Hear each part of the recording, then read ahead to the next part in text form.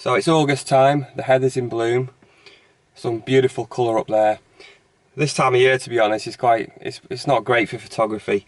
Lots of dull greens, quite monotonous. But up here the colour's absolutely fantastic. So that's what we'll be hopefully trying to get, grouse in the heather. It's looking really misty today. It's like really murky, really miserable. I can barely even see I can't see the tops of the hills at all. I can barely see the hills, to be honest. Well, hopefully it's going to clear up a little bit.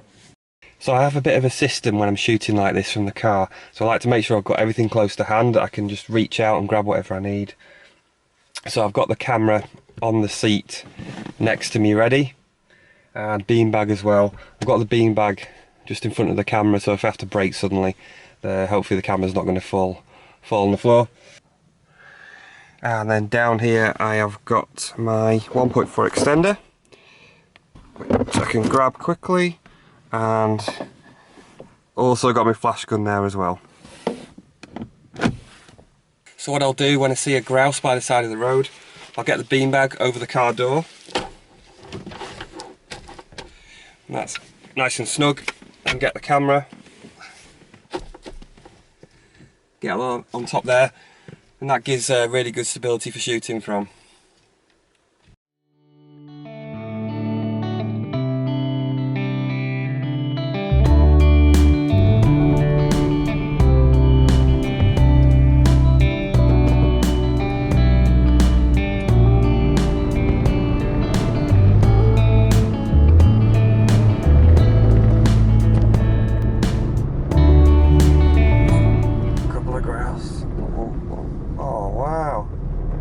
Beauty, you little belter.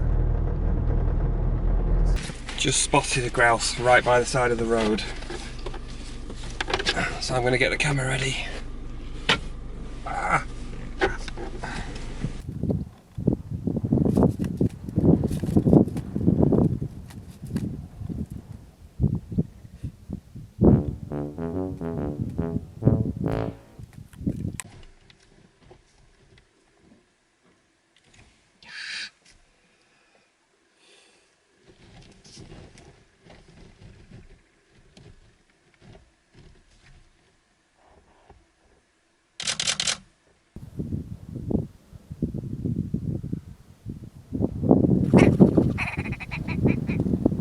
Can hear quite a few of the males calling. There's one grouse at the moment, it's just quite happy to stay there.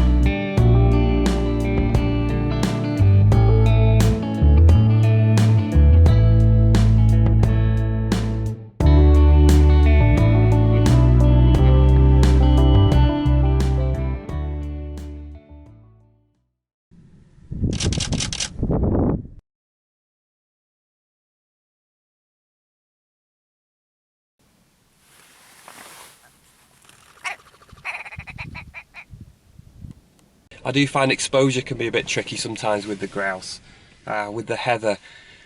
Sometimes I think you need to overexpose, sometimes you need to underexpose. So it really depends on the light on the day. So it's a good idea to check your image, maybe check your histogram, and just check that exposure looks okay. But yeah, sometimes a little bit of exposure compensation is necessary.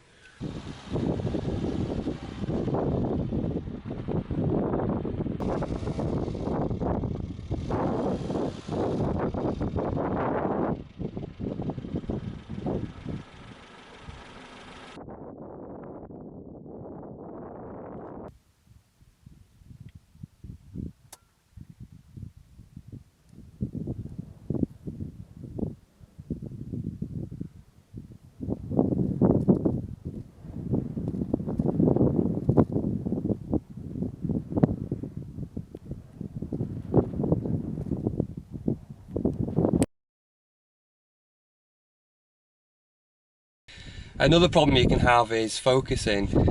I find with a grouse sometimes it's difficult for the camera to lock onto the bird, and that can be because I think the bird's plumage sometimes blends in well with the surrounding heather, so it's difficult for the camera to pick it up. And also they just seem to have that kind of plumage that sometimes cameras don't seem to like. Find it harder to lock onto the bird. So if you are using autofocus up here, photographing in the heather, particularly if it's further away, then I would try and stick to the centre focus point, and if you want to compose it off to one side, just use a centre focus point and lock on the bird and then recompose. If you are having trouble with autofocus, then I would switch to manual. Switch your lens onto manual focus, focus manually, and then you're not going to miss shots. Thank you for watching the video. I'm just ducking down to try and get out of the wind so you can hear me okay. If you enjoyed it, please like the video, and if you haven't already, if you click on subscribe, and you'll be able to see lots of wildlife videos, wildlife photography in the field in the future. I'll see you next time.